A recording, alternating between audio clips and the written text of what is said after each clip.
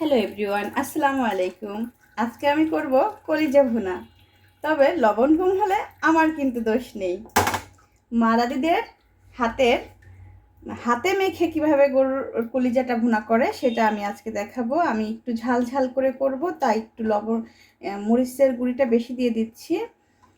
এখানে দিচ্ছি হচ্ছে 1 চা চামচ ধনিয়া গুঁড়া, 1 চা চামচ হলুদ গুঁড়ি। লবণটা এখানে দিয়ে দিচ্ছি। পরে লবণ কম হলে আবার অনেক সমস্যা হবে। কলিজা ভুনা করলাম, তারপরে লবণ কম। পেঁয়াজটা আমার ফ্রোজেন ছিল, তো পেঁয়াজটাও দিয়ে দিচ্ছি। এখন 10-15 মিনিট মাখিয়ে রাখবো। তেলটাও দিয়ে দিচ্ছি কিছুটা।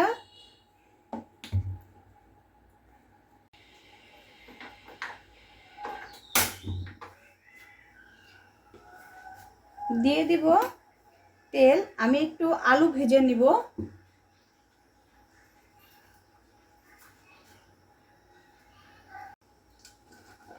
আলুগুলো আমি আগে ভেজে নিব। আলুর সাথে একটু হলুদ, একটু লবণ দিয়ে দেব।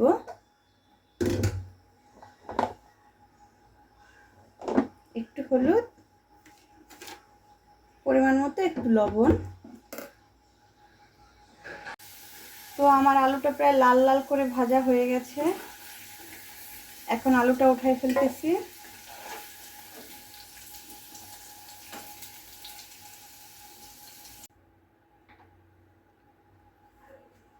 দিয়ে দিলাম আদা,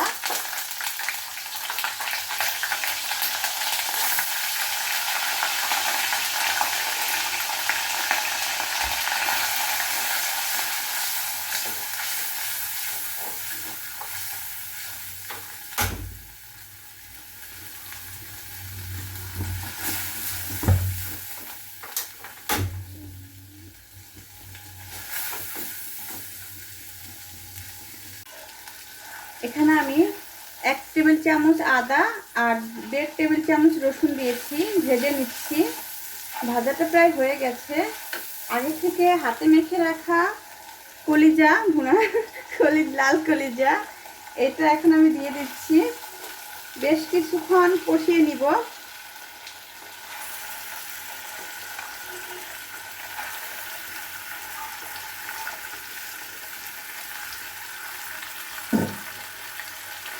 হাতে একটু পানি দিয়ে দিচ্ছি।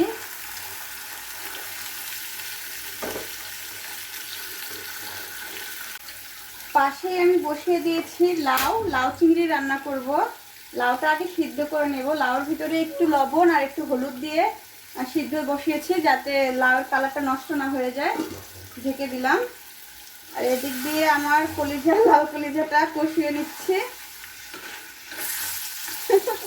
আমার কলিজা না, এটা গরুর কলিজা।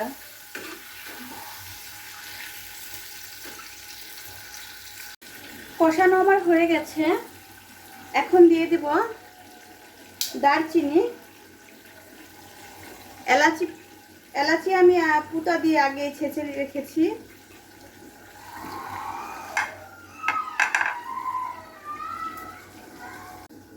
এর সাথে দিয়ে দেব কাশ্মীরি রেড চিলি পাউডার। এটা দেখতে একটু লাল হবে, দেখতে ভালো লাগবে। আর দিয়ে দেব হচ্ছে গরম মশলা 1 টেবিল চামচের অর্ধেক। এবার ভালো করে একটু কষিয়ে পানি দিয়ে আমি ঢাকা দিয়ে দেব। কষানোটা অনেকটাই হয়ে গেছে, তেল উপরে চলে এসেছে।